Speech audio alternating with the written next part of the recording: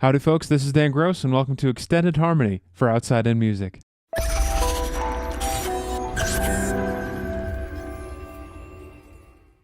Outside In Music is a record label and jazz media company that connects artists to their passionate fan bases. If you'd like to learn more about us, get in touch with us, or check out our other podcasts and videos, visit us at outsideinmusic.com.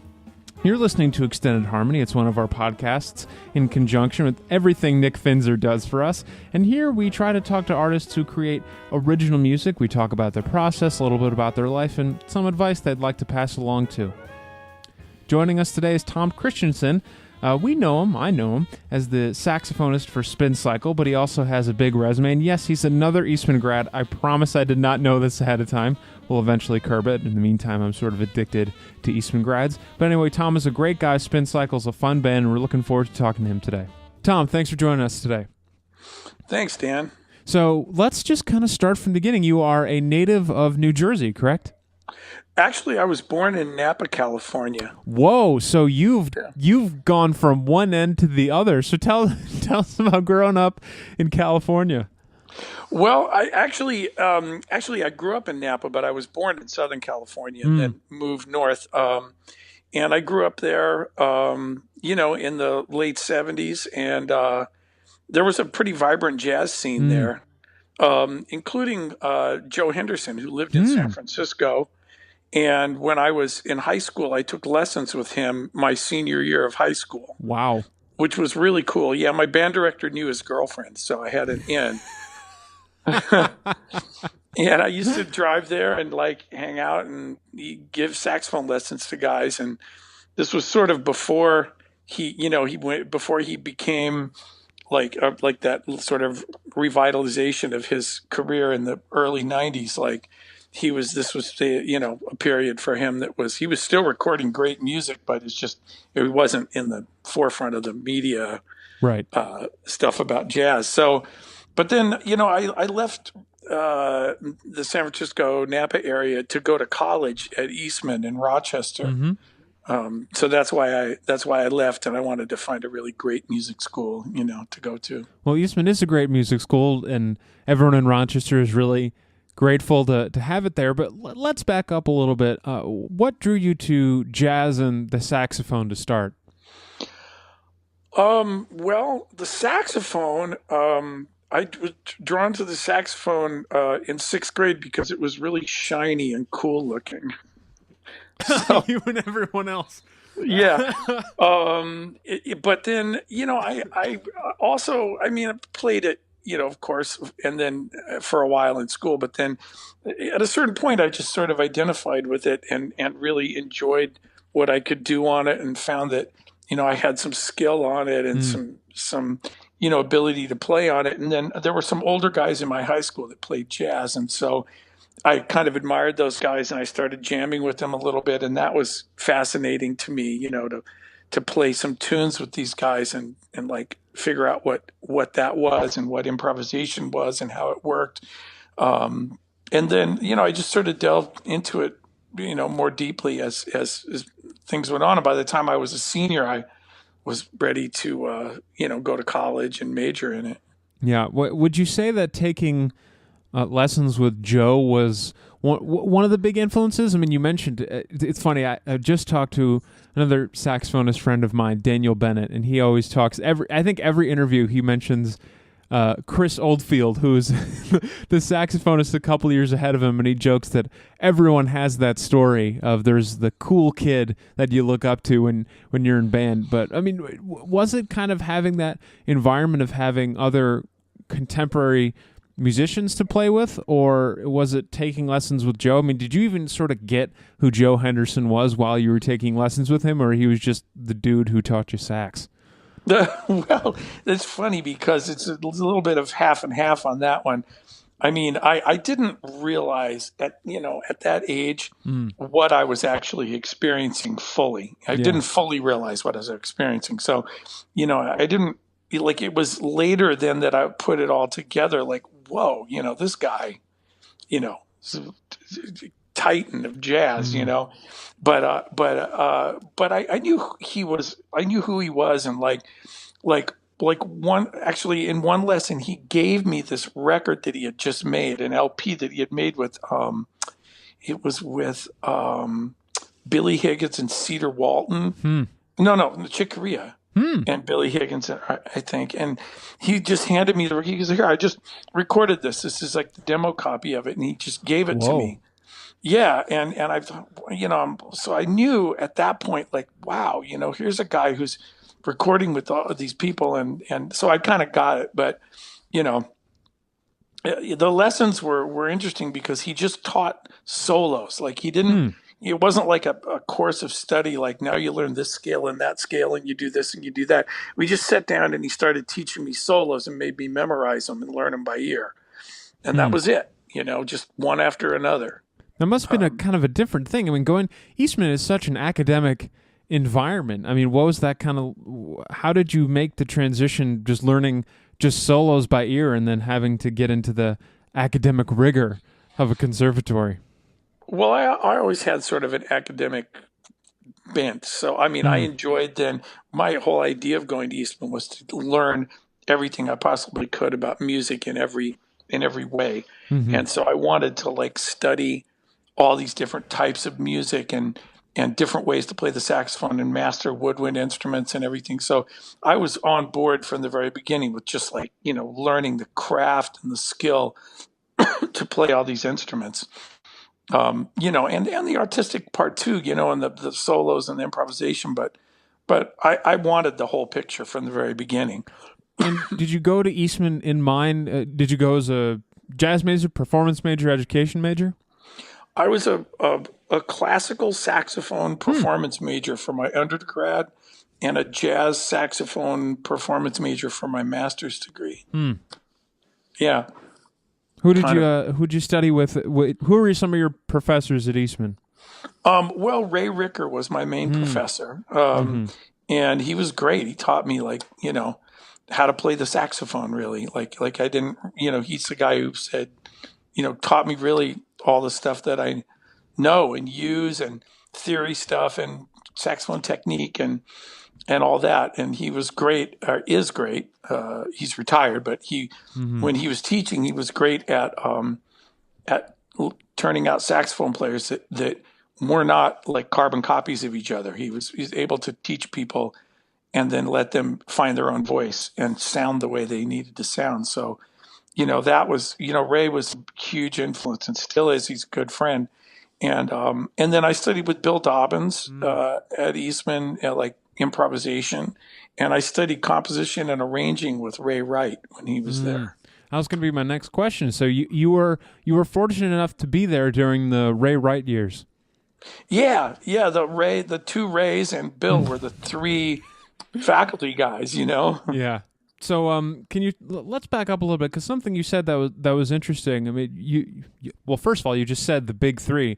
I mean, everyone who comes out of Eastman around your time frame mentions it's Ray, it's Bill, and then it's their instrument professor. But there's something that you said that I wanted to touch on about Ray Ricker's ability to develop unique saxophonists and fostering the ability to have people develop their own voice. So for you, can you tell us about your period of trying to find your voice as a saxophonist? And I know that this is a lifelong journey, but I mean, you mentioned it when you were at school that this was something that you learned and you were figuring out. Can you sort of tell us what it was like finding your sound, some other players you identified with, and some goals you were striving for? Well, I mean, I'm still in that process, of trying to, say something in a way that's not terribly derivative, But I mean, Eastman was a time for me of like gaining vocabulary and technique and learning players. And, so I transcribed a lot of solos at that time. And I was really into, like Sonny Stitt and Dexter Gordon and Gene Ammons and guys like that on the tenor when I was there trying to really gain some like jazz, like, core jazz vocabulary, bebop vocabulary. And then playing in Rochester with guys like Mike Melito and Bobby Blandino and Danny Vitale and all these guys, Joe Romano, all these guys that were in town, like going on the gig and playing with those guys and learning that sort of central vocabulary. And then, and then later when I was in doing my master's there, I really was influenced by Dave Liebman and that sort of stuff. So I kind of got into the chromatic, Brecker, Liebman stuff later then. And I studied with Dave, and I still do some gigs with him every now and then with his big band. So I mean, I kind of had that progression there, and the whole time just kind of following whatever I was interested in musically. It sounds like you've had a lot of opportunities to play with some great musicians. I mean, this is a common thread of every musician. It's not just that, oh, well, you can study and you can practice all you want, but you had a great core of musicians to play with. I mean, it sounds silly in a way that you had, when you were in high school, you had other great players to play with, but you were fortunate to have that continue into the one of the great periods of Rochester musicians. I mean, it seems like every 10, 15 years there's a new crop of like, oh, those are the Rochester guys, whether it's Gadd or Locke, and then a little bit more recently you're talking about Melito, Vitale, Romano. So can you tell us about some of those gigs? What was it like playing with those guys? What were some of your old haunts in Rochester? Oh gosh, now I got to remember them, but let's see. Well, the thing is that like Rochester's always had a really strong tradition of music and jazz coming through there. There's clubs that guys talk about. There used to be some place on Monroe Avenue. I think it was called the Glass Onion when I was there. It was like a rock club, but it had been a jazz club before that, and I don't remember now what it was called. But like Miles Davis would play there regularly, Cannonball Adderley, Gene Ammons. I heard about all these guys playing in Rochester. And throughout the time when I was in Rochester, which was basically the 80s, there were clubs in Rochester where people would come up and play in town, and there were like there was a place near Eastman called the Tux Lounge, that had like, I don't know what it is now, but it was sort of just down the street from Eastman on Main Street. And they would have organ trios in there all the time. A guy playing organ and walking the bass line with the pedals, and a drummer and a tenor player. And the drinking age was 18, so you could just go over there and hang out. But then there was a place. There was a place over on I can't quite remember where it was now, off of Goodman maybe somewhere, called Foggy's Notion that had jazz, and I remember going down there, and some other clubs out of town not out of central Rochester a little bit. And I just remember going out and like hearing about Joe Romano and going out and saying, wow, I got to hear this guy, and going out and then sitting in with him, and he was very receptive, to letting guys sit in, and if you were respectful and you wanted to learn from him and what he was doing, then you were cool. And also, it was a chance to learn tunes too. So like at that point I would go on the gig and he would call a tune I didn't know, and it was probably a really common standard, but I was just young and didn't know it. And I'd write it down and learn it. And so then, it was like a chance to be in that environment where you would learn all what it means to be a working jazz musician. Whereas at Eastman, it was a more concentrated study of certain things in a more academic way, but like I don't mean that in a bad way. It was great to have both, but it was definitely valuable able to go out into Rochester and like hang out with these guys. And I'm forgetting people's names, because we'll get it in post. We'll create a little subscript for it, and you can send me everyone's names, and it'll just go across the screen, so we're not forgetting anybody. Yeah, because a lot of those guys are still there. That's right. And you mentioned it perfectly. It's you were able, and a lot of the great musicians have been able to both be in the academic environment where you can take things in a more academic and scientific approach, and and you can learn and you can study, but then there's also the practical side of it too. And now that you're a little bit older and you're a little bit removed from Eastman, how do you look back on that time and how formative it was and how important it was that you weren't just able to have one or the other thing, that you were in an environment where you could learn and grow and have both of those opportunities available to you? Oh, it was really, really important, and I think that was one of the great things about the school being in Rochester, is that you had a little bit of that feeling that the kids, like in New York now, like students who go to Manhattan School of Music or Juilliard have New York to like go out and explore. And at that time, Rochester had a little bit of that. Mm-hmm.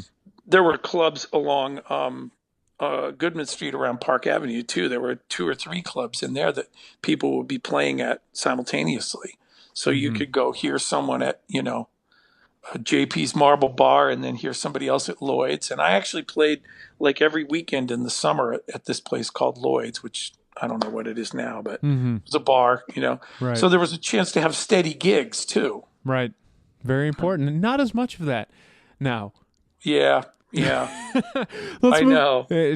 It's the life we all chose. It's because Yeah. we love it.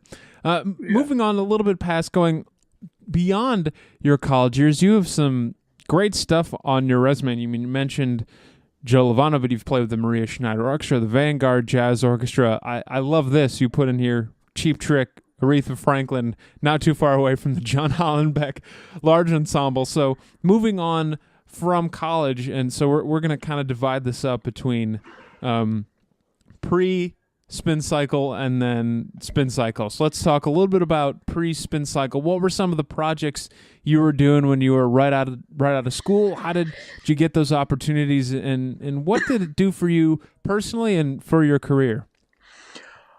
Well, I mean, a lot of that stuff comes from me moving to New York and just coming down here and taking any kind of gig that I could get to pay the rent, and, thankful for it. So, when I came down here, I was yes to as much stuff as I could. Mm-hmm. So like that's where the eclecticism of that list comes from.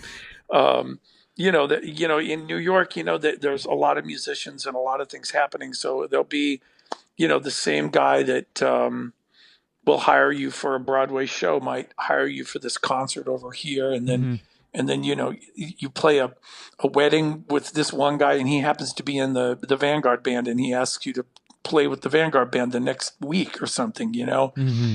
So like that's how those things happen. So it's a weird mix of like suddenly you're playing this sort of stupid wedding gig, and then like a week later you're in the Vanguard, Yeah. and then maybe you're playing with like John Hollenbeck, and then the next week you're doing the gig with the Cheap Trick. So that's like there's in New York has that sort of thing. And I mean, I'm not like a kind of guy who just does all that stuff all the time, but Mm-hmm. but um but that's what it's like living down here, and especially it's like when you're younger, because people don't have you, sort of said, oh, he's a this guy or he's a that guy. When you're young, they're just like, okay, that guy, we heard that guy was good. Let's see, we need somebody quick. Let's get him, Right. or whatever. Have you been typecast yet? Have you found that that's been happening, or have you still maintained the versatility?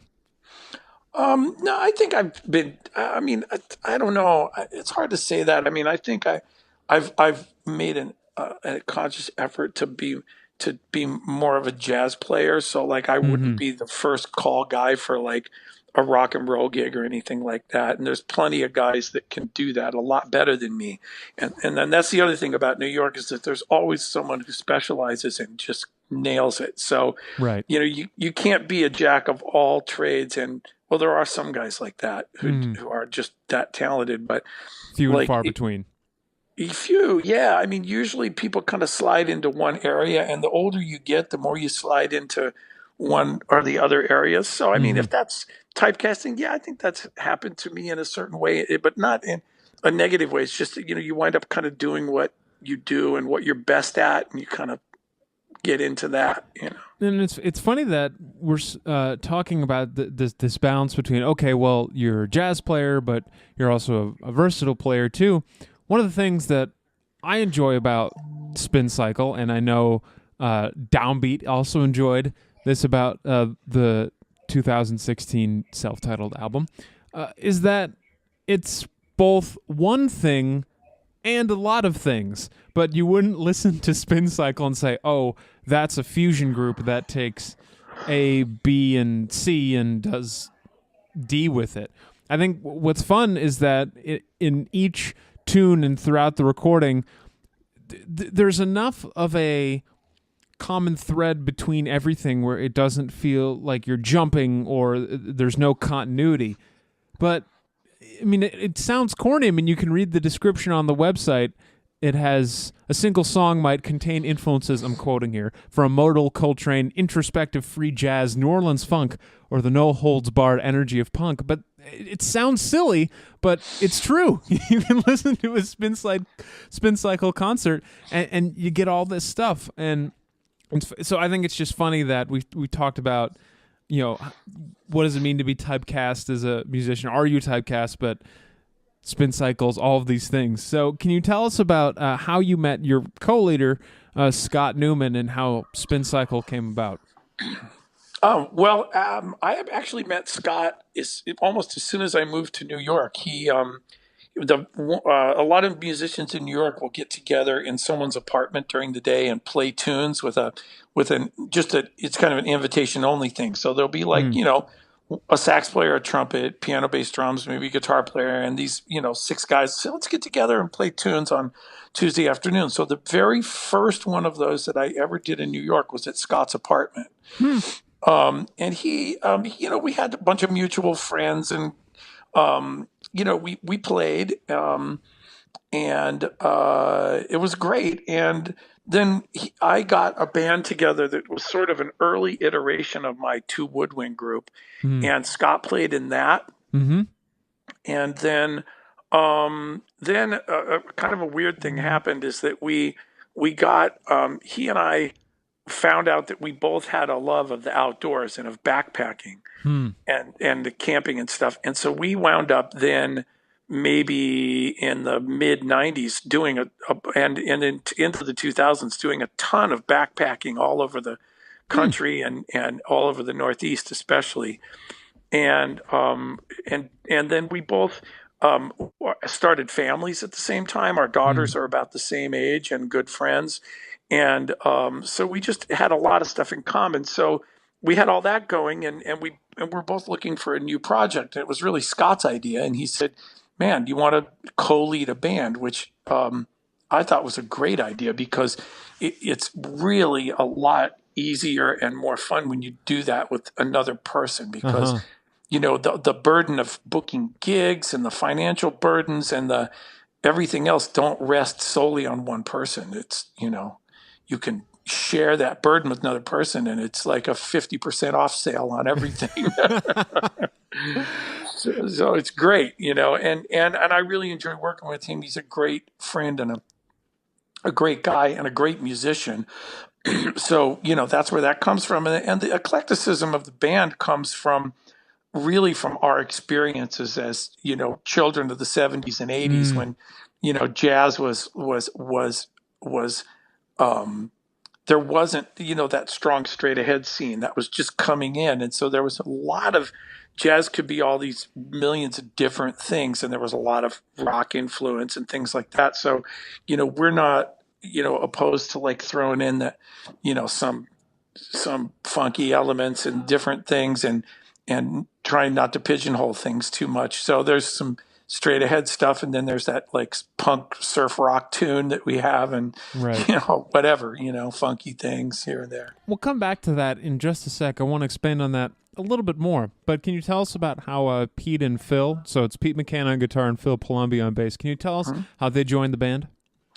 Yeah, Scott and I talked about who we wanted, and both of those guys were our first choices. So both of them were first choices for both of you. Yeah. After our conversation, we were like, who do you want on bass? And Phil is, I played with Phil, and Phil's got like a perfect way of playing that fits with Scott. And he's a really, both Pete and Phil are really strong mature musicians, and we wanted a band of 4 guys who were not shy about doing what they do. So Right. that was one thing. And Pete too, of course, is a master of all different sounds and Yes, he is. styles. Yeah, so and he's strong too. So we wanted the band to be 4 really strong musicians. Mm-hmm. So that was, that was part of the thing Yeah. that we had. And you keep mentioning, I mean, when you start off, you wanted it to be, quote, a project, and jazz musicians, of course, have projects going all the time. But then after that, you start using the word band. And not a lot of musicians have the opportunity all the time to have a band. I mean, you can be a career sideman, but it's also, I'm sure it's nice for both you and Scott to kind of zone in on something and say, okay, what are we doing for the band? I want to write this for the band. It must be sort of a grounding experience, and trying to do all of these different things, but then knowing that you kind of a band to come to. Would you say that's accurate? Yeah, it is. It is accurate. I mean, I guess it starts as a project because you're going to kind of see how it'll go and see how Mm-hmm. it'll work and see what'll happen. But then as it develops, now it really is a band. And especially after this last tour that we played, where we played the Bop Shop, Mm-hmm. it really, especially the Bop Shop gig, actually, it really felt Nailed like, it. yeah, yeah, now we're a band. That's right. Yeah. So one thing that before we go into our sort of last couple big picture questions, well, here's a big picture question. You mentioned growing up in the 70s and 80s where jazz could be a bunch of different things, and I think there's this sort of ethos around jazz where jazz is really sort of the only genre that takes as much time as it does trying to define what it does. Hmm. And there's this sort of interesting disparity between always trying to define what it is and just playing it. And you guys seem to be of the mindset of just playing. I mean, was this something going into you wanted to do? I mean, I'm sure no one decides ahead of time that they're going to be revolutionary or going to be a contrarian. But for you guys, did you just decide, we just want to play, see what happens, we're going to write some tunes and figure it out? Or did you make a determination, no tune is going to be the same, we're going to combine all this different stuff? We basically, the first album, we just got a bunch of tunes together that we thought would work together. We didn't have any guiding like principle. It was like, well, let's do something that runs in the opposite direction of a certain trend, or Mm-hmm. let's make a concept for the album where there's this, and this. It was more like, what tunes do you have? What tunes do you have? Where let's see where we are with these, and we put them together, and and it just wound up sort of being a natural extension of the way we were thinking at that moment. The second album, which is going to come out in April, called Assorted Colors, Mm-hmm. is a little, I think, is more cohesive. I don't think we swing as far in extreme directions, but we still we still have a lot of different kinds of styles on the album. But I think we're sort of honing in on what the band really does well, and what we feel speaks, or how we speak best, what type of tunes we speak best through. Yeah. Well, Um, we're gonna look forward to hearing that in the coming months and next year. I want to get you out here. We got 2 more little items we got to clear up. The first one is a big picture question I like to ask my guests, and listening to this, I'm sure anyone can glean specific things from what we've discussed. But if you had to pass along one piece of advice to any aspiring artists, what would it be? wow, that's a one piece of advice. That's enjoy what you do, Hmm. and try not to worry what people think about what you do. that's Just that's the big en- one. yeah, enjoy it. It's only music, and it's beautiful, and trying to define it, or too much, or pigeonhole it, I think, is a mistake. So, I mean, enjoy it. Life is short. That's true. All right. So to end the podcast, we always play a track from the band so people can hear about it and then Okay. hear it. So is there any track from Spin Cycle, the album, that you'd like us to play? Gee, I actually hadn't thought of a specific track. I mean, you know, one track that we still play a lot is the first track on the CD, and that's Rainbow Shoelaces, which is one of Scott's tunes. Mm-hmm. And I mean, I guess you could play that. It's kind of a it's an example of what we've been talking about. There's a it just goes from a straight ahead kind of free Ornette sounding like Ornette Coleman sounding 4/4 thing. It's got some mixed meter going between 4 and 3, and then it has a 7/4 funk section in the middle of it. Yeah. And you know, the band sort of goes through that. It gives everybody a chance to play and interact. It's interesting also because it's a tune that we played, I think, on our it was the last tune of our first gig. And it was originally all a funk tune, and I played it on soprano. And the first gig, I just messed it up. Like, it was a total disaster. and I don't know what happened, but then Scott like listened to the recording of the gig and he brought it back in. He changed some things, made it, you know, different feels and different things, and played it on tenor, and we played it, and then now it's a tune that we played. We've played on. I don't know if we played it at the Bop Shop, but we did. Might have been the first tune. I'm not sure, but we still play it. Yeah, and it kind of like it's you know, it's a great tune for that reason. It just demonstrates all the different things the band can do. It's an example of how the tunes evolve in rehearsal and on gigs. And it's a great example of Scott's writing too, because he and I have different kinds of writing styles. Great. All right, Tom, thank you so much for your time, man. Really appreciate it. You're welcome, Dan. It's been great talking to you.